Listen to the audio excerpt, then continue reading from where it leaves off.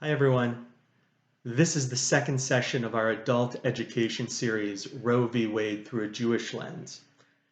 It began with a few moments of reflection as we mourn and grieve and attempt to find some semblance of strength and comfort in the wake of the mass shooting in Highland Park on July 4th. To all who are suffering from this horrific trauma, please know that the professional staff and I of Congregation Beth Judea, together with our greater membership and our greater community, are here and we want to help. May God bring immeasurable comfort, help, and healing to all who are impacted by this tragedy, and may God grant eternal life and peace to those who were murdered simply watching a parade. Our conversation of Roe v. Wade picked up right where we left off last week. We reviewed that unlike other living species, God blessed humans with nishmat chaim, the breath of life. This elevates the status of every person from among all other living creatures, whether they live on the land or in the sea or the air. It requires the acceptance that we have a serious responsibility to take care of ourselves, each other, and all of God's creations. Our questions from last week were, number one, does this sacred responsibility mean that we are required to have our actions be defined by the reasonable choices we make? Or two, does this sacred responsibility mean that the actions of others must follow what we determine to be reasonable choices for ourselves? We addressed these questions only briefly because there was overwhelming consensus that only our actions should be guided by the reasonable choices and decisions that we make. And we cannot force others to act upon what we determine to be reasonable choices and decisions for ourselves. With that, we continued our conversation in the book of Exodus, Parashat Yitro, where the Israelites receive the Torah. Irrespective of personal theology, the narrative outlines that Moses went up upon Mount Sinai, something holy occurred, and Moses returned with the 10 Commandments, what some of us consider to be the foundation of the entire Torah. The 10 Commandments appear on 2 tablets.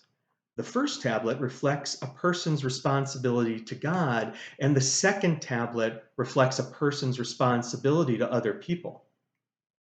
In Exodus 20:13, it reveals that the 6th commandment, lo tirtzach, do not murder, appears as the first commandment on the second tablet. On the surface, this commandment seems very clear. Do not murder another human being. That should be obvious. We don't murder other people, period. Because if we did such horrific actions, we take away from the sacred nishmat chaim, that holy sacred breath that God put into each of us. We destroy God's image within another person. We demonstrate a lack of faith in God.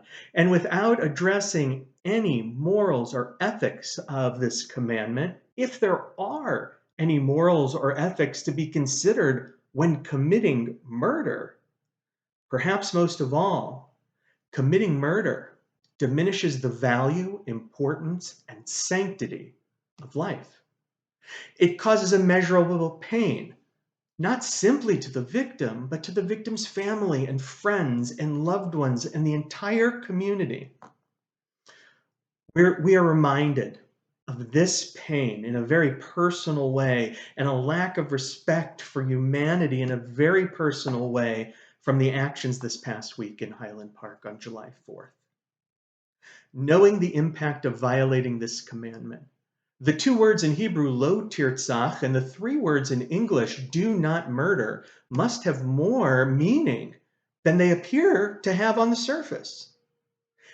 The sages suggest that when God commands us not to murder, the responsibility and instructions means more than a physical act. It includes our words that can lead to character assassination and an emotional or spiritual death. Gossip and slanderous speech can result in a person feeling embarrassed or ashamed and cause the blood to leave his or her face as if they were actually physically dead.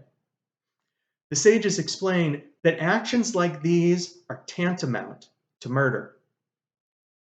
In the Mechilta, a collection of interpretations on various texts, the Mechilta understands do not murder to mean that anyone who sheds blood mutilates the Shekhinah.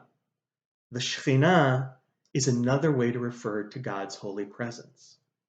In Exodus 25:8, we learn that when we create holy space, the Shekhinah dwells among us.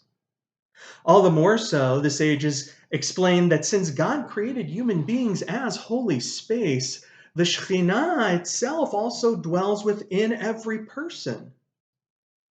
This reminds us that there are at least two distinct parts to a human being's being: a neshama, the spiritual part of us that's created by nishmat chaim, the breath of life, and the guf, the physical vessel that our bodies hold our neshamot, our souls, in.